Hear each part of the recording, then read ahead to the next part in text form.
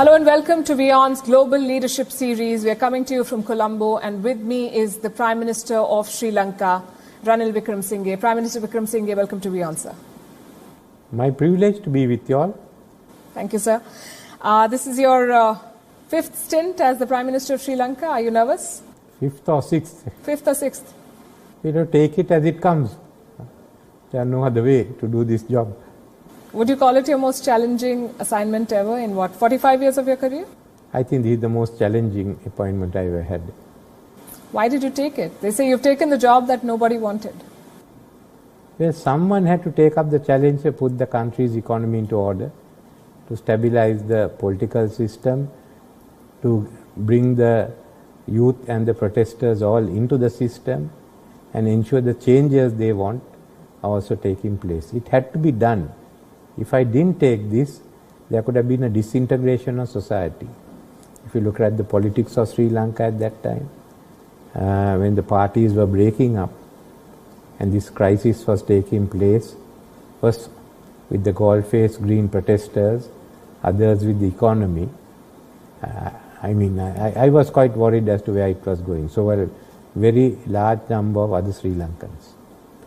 The senior members of the Buddhist clergy and some of the others in civil society as well as business wanted me to go in and take over. Do you think you're the best qualified to do what Sri Lanka needs at the moment? Well, there may be people who are better qualified than me, but I was the only one that was willing to accept the challenge. Correct me if I'm wrong, you're 73 years old. This is yes. the time when most people think of retirement or writing a book or doing something else. And you've sort of set the reset button, not just on your life, but that of your country. What really motivated you to do this? And there's not a very high likelihood of a very positive outcome emerging from this. What's wrong with 73? And nothing's wrong with 73. I just want to understand your motivation and what is it that drives you. Well, after I took it over, someone sent me a note. And they said that Deng Xiaoping also started at 73. So you want to be the Deng Xiaoping I'm not the Deng Xiaoping of Sri Lanka, but well, age. If you start at that age, well, why not? Absolutely. So how do you plan to accomplish the task that you've been entrusted with? You don't have a magic wand, and it feels like nothing less than magic can fix the mess that Sri Lanka is in. I trust to good luck. Is that what you're depending on? What else? What can you do? You've got an economic crisis, you've got to stabilize. You've got a political crisis, you've got to stabilize. And these are not normal ones. So you've got to tackle all at the same time. Well, there's the 21st Amendment, which of course the President said he was bringing in. Then there is of course there are the new proposals I have made about making the Parliament more consensus-driven. There are economic reforms and how we reach out to the protesters, to the middle class who are fed up with the way politics has been going on for the last decade or more. So I think it's an interesting challenge because I've been talking about this also in the last 2-3 years. So let's give them that hope, get them involved, go ahead. Until that happens, everyone will be firing at me. Prime Minister Wickramasinghe, are you an independent PM or are you more like a CEO appointed by the Rajapaksas? I'm not a CEO. I'm a Prime Minister. Prime Minister is never a CEO. A Prime Minister in our system is the one who heads Parliament and who leads the government in Parliament. I can't be a CEO. No. Are you an independent Prime Minister? I'm independent Prime Minister. There is no interference from the President? No, as far as we are concerned, if there are any differences, we have to sort it out in the cabinet. Nowhere else and in Parliament. So you're saying the President has no say in the decisions that you make? No, in the decisions I make, some issues I consult him. And some of the decisions he makes, he consults me. But all decisions need not be, I don't consult him or ministers in all the decisions I make. That's the way the cabinet runs. How is your equation with the Rajapaksa family and the President? Well, I worked with President Kumanatunga when she was leading her party and I was leading mine. And then there was this continued friction between us. Somehow or other we went on for 2.5 years. So I got used to working in that atmosphere. So you're saying there is friction with this president too? No, I've got used to the atmosphere of working. The president is from one party and I am from the other party. But this is a president whose party is basically the reason why you are in the Prime Minister's chair. I was there because of the crisis. But remember, I was the first Prime Minister to work with President Rajapaksa for 4 days before I gave up. Right. Are the Rajapaksas a divided lot? Are there differences within the family over your appointment? I don't know, must ask the family that. I have so far, their party has supported me to be Prime Minister, and that includes the members of the Rajapaksa family. What they have discussed, I do not know. I don't go to find out of that. You're the only MP of your party in the Sri Lankan Parliament, and your current position, it is believed, is owed to the President and his party. They're the ones supporting you. How do you propose to resolve a crisis while depending on the very people who are accused of having triggered it in the first place? Remember this, that my party was the only party which went to 2020 elections saying that this country has to go to the IMF. We are having a serious economic situation, crisis. We need $7 billion, $3 billion for 2020 to 2021 and $3 billion for 2022.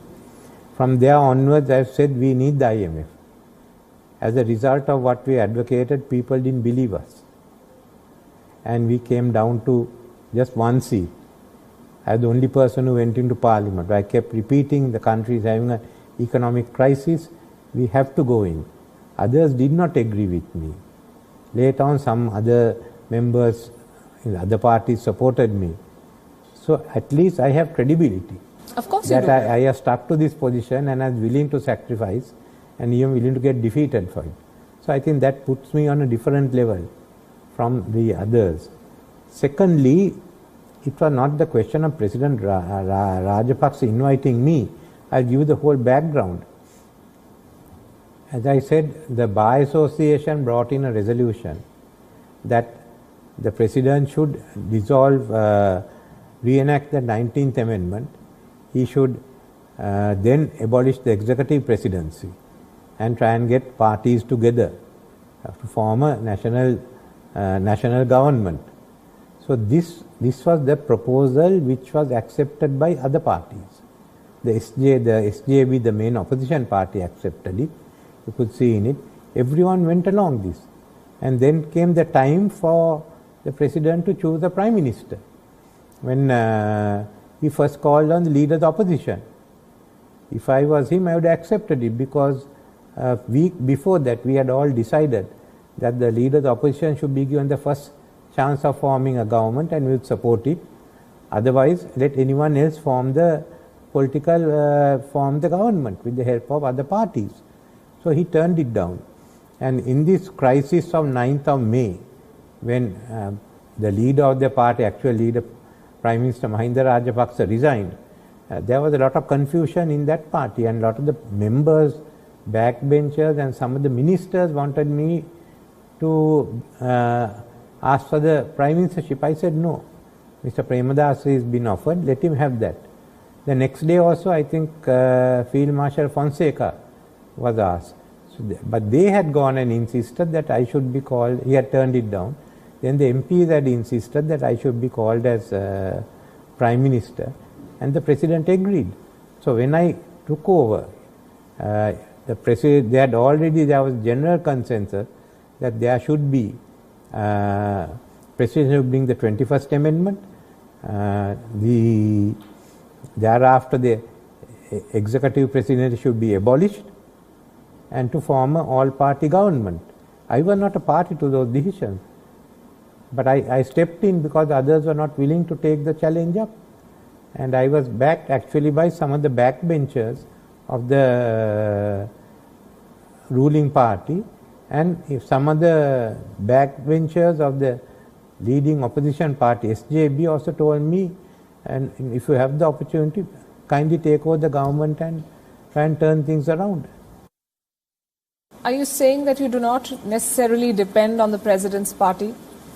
No, I need their support. If they withdraw the support, I can't be Prime Minister. So then that still doesn't answer my question, that if you need their support and if it's on the basis of their support that you remain Prime Minister, how do you propose to bring the changes that are directly going to impact them? Firstly, is that I came in there because some of the backbench members wanted me in a political crisis. I don't think I would have ever been thought of earlier. So, but with that, I have also I've been talking to the other members on the opposition, the SLFP groups in opposition. There are people in the SJB who are all saying you go along. So I know that there's a certain amount of support I can get even from the opposition parties. What I'm bringing is the type of reforms they want. But see, the doubt is that can you push for the reforms that may not be to the liking of the majority party? I am pushing for the reforms that was agreed to by the President after the Sri Lanka Bar Association briefed them. The Bar Association had a fight with me saying that they didn't agree. So, okay, I am not fighting with them. They put forward the proposals and the President then implemented it. So, it's within that. But really, why am I here? Because everyone else didn't want to take the job. And neither from the government nor from the opposition. Well, this is quite a unique situation, and you're saying that there is no interference whatsoever from the President. No, there are difference of opinions, so we are there to discuss, and it's not only with me, there are difference of, the SLPP are now got into different factions, so within the factions also, there is a difference of opinion. When the electricity, the renewable energy bill was brought in, part of the SLPP members voted against it. Others voted for it. Some of them voted with the SJB against it. So it's a sort of unique parliament where no one has a majority and each party has its factions, very much like the LDP in Japan. So it's how you move around with those factions that matter.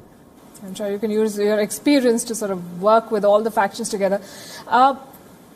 Prime Minister, what is your assessment of Sri Lanka's economy at the moment? And we understand that the United Nations says your country faces, quote-unquote, a full-blown humanitarian emergency. Do you agree with this? Yes. In addition to that, there is a man-made economic crisis. Who's the man who's made it? The politicians, they say, and certainly the government that was in power earlier. Do you want to name anyone? Well, I think most of them, the government carried on, so the whole lot. But they say not only this government, that government, the previous government, the politicians are responsible. Yes, in a way we have to admit that we all have a responsibility for the downfall of this system, and we should change now. That is the challenge to all our members of parliament. Are you willing to change or not? Some are, others aren't. So final is the politics of Sri Lanka will be decided on those who are willing to change and come anew and those who are not. Do you think the President should take part of the blame? He has taken the part of the publicly has taken the blame. Not but once, but twice. Huh? But he's not leaving office. No, he's not leaving office. The President has to resign. You can't throw him out of office unless you can impeach him. But under the formula, the proposals put by the Bar Association, there is no need for him to leave office. So you are asking me a question in an issue which I was not involved, everyone else was involved, and this is the position they took. I was not even consulted, I left out of it, so I can't. But I'm sure you have an opinion. Do you believe that the President should leave and take full responsibility of the way... He has taken, after he took responsibility, they wanted him, you ask him, all the parties said he must abolish the 19th Amendment, he must bring back the 19th Amendment, and he must abolish the executive presidency. So in politics, that everyone tries to survive, then why did you put forward these proposals? Why did the others agree with it? It's a game of survival. Okay, then maybe they gave the proposals that helped the President. I think the question is who's looking at Sri Lanka's survival and recovery. But I think now on this situation, let's all get together and get the economy up. We have to get the economy out. We have to make the political changes and be ready to face a humanitarian crisis. But I must say the leaders of the opposition and others agreed that on the food crisis, food security program, they will come together. We've had some good discussions with them and agreement on the 21st Amendment too. It's a question of building more trust between the members, and I know many of the backbenchers on both sides feel that they should work together. And I'm pushing for that. I'm pushing it very hard that they should all work together. And all should be given responsibility. Some people in the opposition are good at certain activity, give them responsibility. This is a difficult time. You can't be sticking to the normal confrontational parliamentary politics of the British type. We have to work together. We must, otherwise the system will not survive. So I'm all for everyone working together. So that is, so I'm not looking at the party who said this party supports me, that party doesn't. I'm in a position I can speak to everyone. I've been speaking to them. And I made it my mission to try and get everyone together. How long do you think recovery will take? I think recovery, stabilization and recovery will take about 18 months. Right. Earlier this week, you also told Parliament that Sri Lanka needs $6 billion over the next 6 months to maintain a basic standard of living. Where do you propose to get that money from? Well, partly from once you get agreement with the IMF, you will have a tranche coming in from IMF for some of your reforms, well, before the end of the year. Then we can go to the other multilateral lenders as well as to the donors of Sri Lanka. What kind of help are you getting from China, sir? China gave us some assistance earlier. They gave a credit line. They have another credit line that has come in, but we can't use it because we haven't got 3 months reserves. Have you discussed the possibility of restructuring loans from China? They make up 10% of your external debt. We have to take up restructuring all the loans from both from the donors as well as the private investors. It's in the case of the donors, it's that we have to ensure that all of them agree to the restructuring plan, because only Japan is in the Paris Club. China and India out of the Paris Club. So we've got to get agreement among them. But I'm asking specifically about China. Have you discussed restructuring of these loans? Matter has been taken up. I have not discussed yet, but I will be discussing with China. Do you know what the response from Beijing was? There has been no response so far. Because our high ambassador in Beijing is also discussing it with the government there. Would you say that China has ditched Sri Lanka in its hour of need? I won't say that. I don't think they have ditched Sri Lanka. But they've not been forthcoming in any of the kind of help that I think your country needed, even that $1.5 billion credit line, as you said, you cannot use. Well, actually, we should have gone and negotiated with them to delete that provision. We didn't. That's what I can't understand, why we didn't ask them to delete that provision. So we've just made a request now, but the agreement is signed. China has shown interest, and it's a question of working it out. The president of your country has said that China is not interested in helping Sri Lanka anymore. Do you agree? China is interested in helping us. I can tell you what he said. And I'm quoting, "My analysis is that China has shifted their strategic focus into Southeast Asia. They see more strategic interest in the Philippines, Vietnam, Cambodia, that region in Africa. They have less interest in this region." I would say China has a lot of interest in this region. And you all know better than us with the Himalayan border. I don't think they have lifted their interest in South Asia, in Sri Lanka, in the islands, the Maldives, Seychelles. I think the interest is still there. So you're saying that the president's reading of the situation may not be very accurate? This is my reading of the situation. What do you Otherwise, want to... we will not be moving troops around in Ladakh. You want to tell me more about that? What is your reading of the situation there? It has interest in South Asia to begin with. The Himalayan situation where the two armies are facing each other. Then down here they are working with Pakistan, with Nepal. And they've kept their interest in South Asia. I would, in my analysis, the interest is there. How are they engaging with Sri Lanka at the moment? Well, with this Sri Lanka, at the crisis, the last few months they've been silent. I don't know how much the government had negotiated earlier, but I intend to start talking with the Chinese and get them into the donor conference. They've agreed to get into the donor conference and get help that way. You're saying last few months they've been silent. Last few months have been the worst phase for Sri Lanka since its independence. Do you not see that as a betrayal when your country really needed donors/investors like China? They helped in some ways, but the big arrangement didn't come through because we focused on India and the government focus was on India. I don't think they could get much from Japan or China at that time. So you're saying that if anything was lacking in terms of an engagement, it was Colombo's fault and not necessarily Beijing? No, but it's not fault. We decided that we'll go along with India because India came up with the money quickly. And that's what we wanted. It's a question of who had less red tape. India had less red tape? For the first time.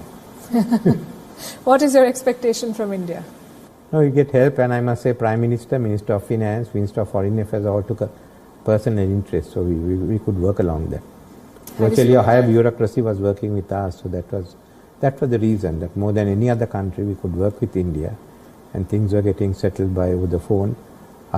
Your High Commissioner here was in touch with most of us, and our High Commissioner there was also dealing there. So the relationship really worked. And maybe because India didn't have so many commitments to other countries, once you are like China or Japan or others who are lending out to a large number of countries, you've got to look at the impact on all the other countries. If I give to one, will the others, in the case of India, you didn't have those commitments, so you're able to move much faster than China or Japan. That sounds unfortunate. You're saying India came up to Sri Lanka's help because it was less distracted or had fewer commitments. That's what. Yes, so that's good. We're lucky. It's our fortune. Right. Have you spoken to Prime Minister Modi? Not yet. I've been talking with the two ministers. We're settling it at that level. I'll speak to the Prime Minister once we work it. I had a long chat with the Finance Minister and also with Mr. Jaishankar. I've been talking with him even before this crisis. When I met him in Abu Dhabi, we had a long chat. I told him the crisis will come. What will you tell Prime Minister Modi? Thank him. Okay. How much do you have in foreign reserves at the moment? Some days I sit here and see how I can raise $30 million to $50 million for a ship, fuel ship. That's what we have at the moment. No, that's some days I have to do that. Some days we'll have more. There are times we are seated here wondering where do you find the money for the next shipment. On Thursday, you said that the next 3 weeks will be a difficult time for sourcing fuel. Last month, you also turned to Russia to ease fuel shortages. Do you propose to buy more oil from Russia going forward? I don't know whether any other, whether they will be going back to Russia again. They are looking at all sources. Mainly, we are looking at West Asia, traditional sources. People are coming along with offers.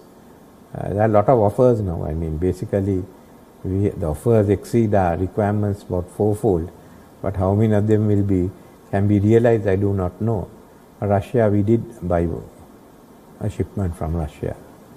It's difficult. We find that many of our financial arrangements will fall into place after that. Especially once we finish the negotiations, the IMF technical team, it certainly will give a better atmosphere.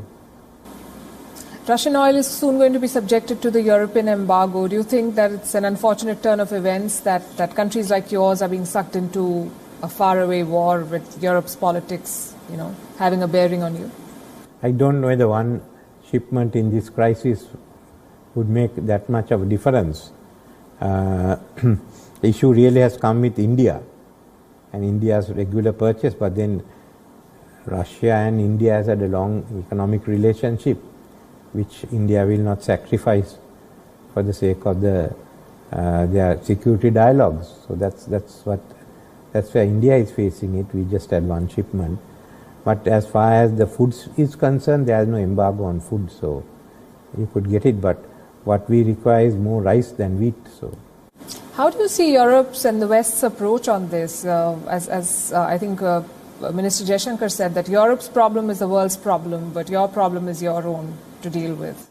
There's something in what he said there. I was following it. No, they have to. World is not that Eurocentric anymore. and different regions have different viewpoints. If you look at East Asia, for instance, Japan, South Korea, they've taken a stronger stand against Russia. As you came to Southeast Asia, no, Vietnam is in the same position as India. When you came to the Indian Ocean, no one wanted to take sides. That's been a traditional way. I mean, we won't take sides in big power rivalry. So that's where we are. Sri Lanka is also suffering other kinds of shortages, food, medicine, other sorts of supplies. How do you plan to plug those gaps? All this is due to one reason. It's a shortage of dollars. We have to find the dollars. Till that, we have to depend on the countries and the organization that will help us. Our real crisis is a dollar crisis, nothing else. Also debt, $51 billion in debt. The first time in Sri Lanka's history that you have defaulted. Is there no other way this could have been handled? Was a default? If you had gone earlier, you could have handled it. If you went in 2020, 2021 and 2020, you could have handled it. We didn't. You've been, of course, pushing for a bailout from the IMF. How are negotiations on that front going, since you've also taken the charge of the finance ministry now? It's going well. We have to get the debt restructuring plan. For that, we haven't had the expertise. We've got Lazard Down and Clifford Chase. So this came in about a week or 10 days ago. They'll be here again this coming week. It's finding out from them how fast they can get the debt restructuring plan into place. And the problem there is that you're dealing with a large number of private creditors, and that's difficult. What kind of demands is the IMF making for a bailout, and what sort of help are you getting from India on that front? No, they want us, the debt to be at a sustainable level, so the debt repayment plan is based on that. It's a difficult time, I must admit, but I remember I knew him well. Your former Prime Minister Narasimha Rao, he used to tell us how badly he felt, but then he had to go through with it. It worked. Will a bailout be enough to restore your country's financial health? Because at the moment it seems that everything is focused on that bailout. It'll come and then things will change dramatically. No, bailout is needed, but it won't change overnight. We have to become a more competitive economy. We have to restructure the economy. We can't go back to the old economy that is import dependent, and the development thrust came through infrastructure. No, you can't.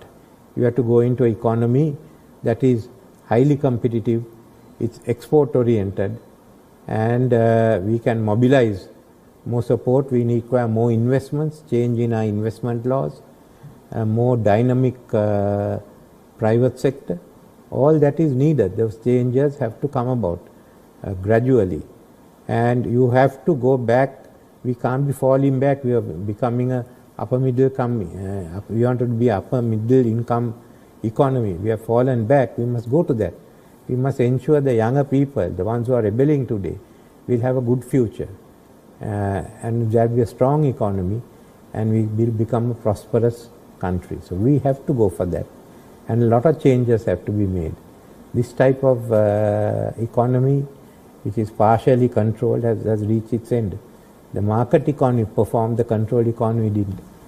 You've been Prime Minister 5 times. Why did you not push for diversification of? I pushed for diversification. I was the Minister of, before I became PM, I was Minister of Industry. Then in 2003-2, I pushed for diversification before we could implement it, the regaining Sri Lanka. There was the election, I lost office. The next time we have to work on debt. I have to ensure that we had a surplus in the primary budget. We got that, and then we are working towards diversification when political issues, terrorism, all intervened. But those plans are there to be implemented now. They say good economics is bad politics. Would you say your career is proof of that? Not necessary. Good economics I have always advocated. I have won and I have lost.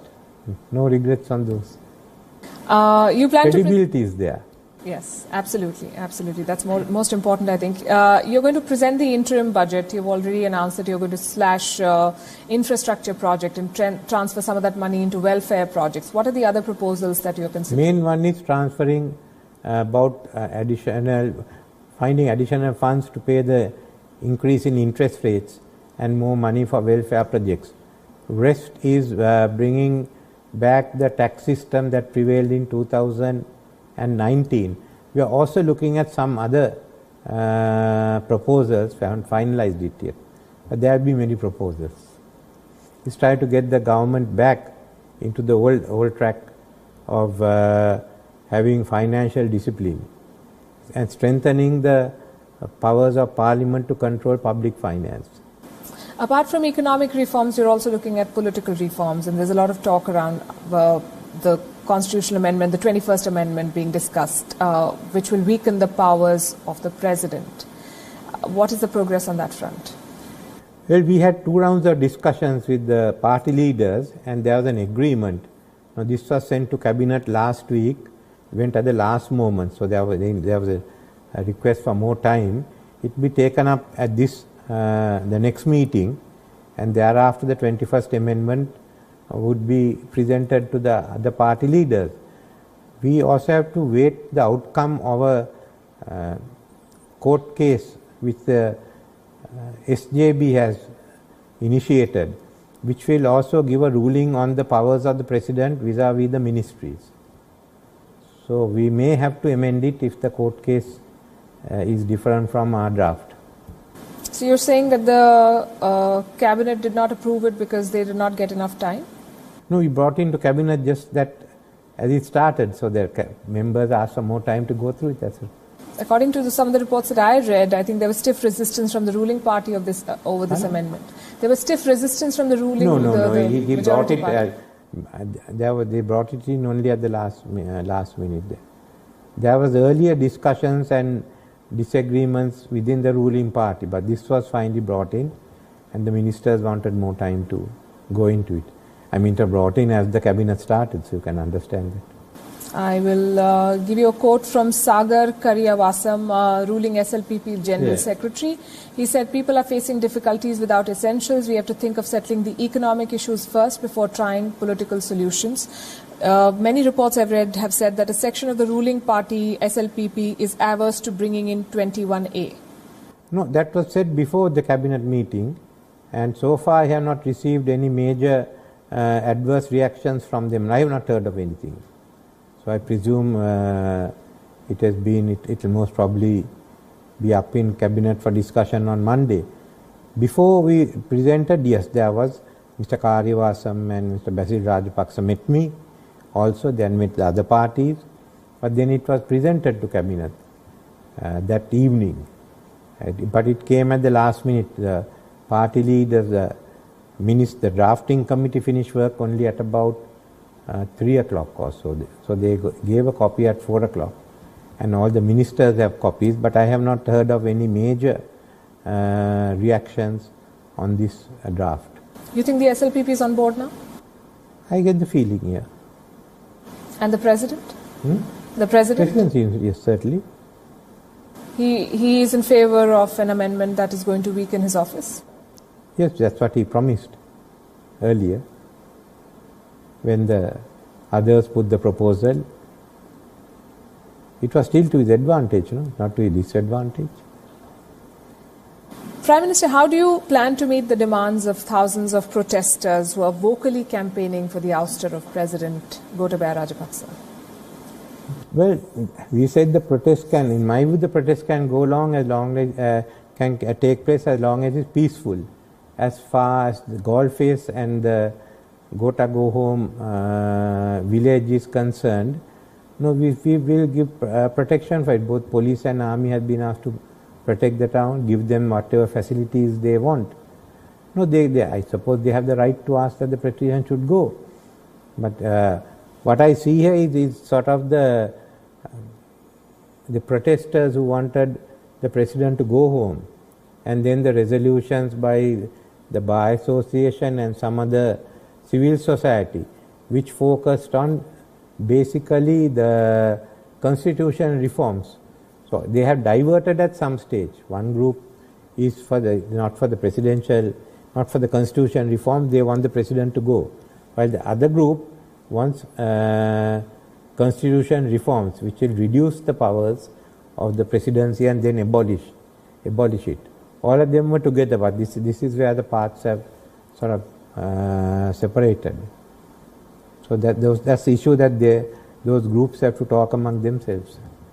But do you agree with the response that they are being met with? Because some critics say that Sri Lanka is running out of everything except for tear gas for the police to crack down on people. It's not. I mean, basically, I've got some reports of those incidents. No, the peaceful protests have gone on. In some instances, recently, there are groups of protesters who clash with the police. And that's where the tear gas may be running out, because not only the police, the protesters are also using tear gas. So the demand is increasing for tear gas on both sides. Do you have a message for the people of Sri Lanka? Yes. As I've said earlier, we are going through hard times. I understand the problems you face. I understand your frustrations. I understand the desire of the young people for a better society, for a system change. We can get all that done. We have to work together, and we have to get through the economic crisis so that we can then build the new society that we want. Prime Minister Wickramasinghe, you have taken a very big challenge. We wish you and the people of Sri Lanka all the very best. Thank you for speaking with us. Thank you.